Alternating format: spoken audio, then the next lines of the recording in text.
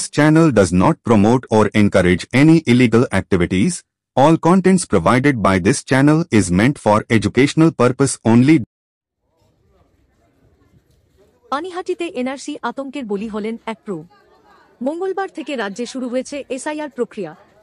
আর এই প্রক্রিয়া শুরুর প্রথম দিনেই এনআরসি আতঙ্কে মৃত্যু হল এক ব্যক্তির। মৃতের নাম প্রদীপ কর, 57।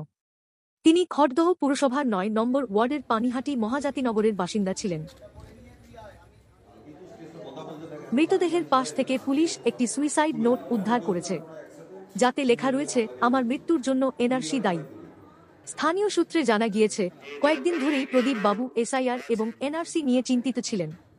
এ বিষয় নিয়ে তিনি মানসিক চাপেও ছিলেন। মঙ্গলবার সকালে তার ঘর ভেতর থেকে বন্ধ ছিল। অনেক ডাকাডাকি করে কোনো সাড়া শব্দ না মেলায় পরিবারের সন্দেহ হয়।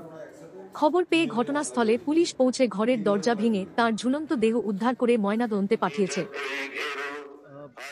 আমরা আজকে সকালে একটা খবর পাই কি একজন ভদ্রলোক, ওনার নাম প্রদীপ কর, ওনার বয়স 57 ইয়ার ওল্ড। উনি এখানে এই ফ্ল্যাটে থাকেন। আজকে উনি ওনার বডি যে আছে হ্যাঙ্গিং অবস্থায় পাওয়া গেছে। তারপরে আমাদের পুলিশ স্টেশন এখানে আসে এবং বডিটাকে উদ্ধার করে, এবং বডির পাশে একটা রেজিস্টারে একটা খাতায় ওনার সুসাইড নোট লেখা ছিল। আমরা পরিবারের সাথে কথা বলেছি, বাকি ওনার যে পরিচিত যাদের সাথে উনি মিশতেন ওনার সাথে কথা বলেছি। যেটা এখন পর্যন্ত আমরা জানতে পেরেছি সেটা হচ্ছে উনি এই যে এনআরসি নিয়ে বিভিন্ন ধরনের কথাবার্তা চলছে, ওটা নিয়ে ওনার মধ্যে একটা ডিপ্রেশন ছিল, ওটা নিয়ে উনি প্রচণ্ড চিন্তিত ছিলেন। এবং পরিবারের লোকের যে বক্তব্যের মধ্যে উঠে আসছে, কালকে যখন এসআইআর এর অ্যানাউন্সমেন্ট হয়েছে তারপর থেকে ওনার শরীর যে আছে ওনারা বোধ করছিলেন কি উনি খুবই মানে রেস্টলেস রয়েছেন। কিন্তু মানে ওনারা এতটা ভাবতে পারেননি কি ওনার মনের ভিতর কি চলছে, এবং ফ্যামিলি ফিল করেছে কি হয়তো ওনার কোনো শারীরিক অসুখ আছে, তার জন্য উনি এরকম করছেন। যাই হোক, রাত্রিবেলা উনি খাবার খেয়েছেন, কিন্তু সকালে ওনার যে ঘর ছিল উনি যখন ঘর থেকে বেরোননি, তারপরে ওনার যে ভাইয়ের স্ত্রী আছেন উনি ওনাকে ডাকেন, অনেকবার করে ডাকেন। যখন উনি কোনো সাড়া না দেন তখন উনি আরও আশেপাশের লোকগুলোকে ডাকেন। তারপরে ওনারা জানতে পারেন কি উনি ভিতর যে আছে গলায় দড়ি দিয়ে সুসাইড করেছেন। আমরা বডিটা পোস্টমর্টমের জন্য পাঠিয়েছি। বডি পোস্টমর্টম আজকেই হবে, এবং আমরা এখানে ইনকোয়ারি করছি।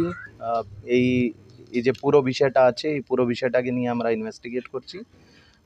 এবং আজকে আমি ফ্যামিলি মেম্বারদের সাথে কথা বলেছি, আর বাকি আমাদের যে ইনভেস্টিগেটিং টিম আছে সেটা কাজ করছে। কতদিন আগে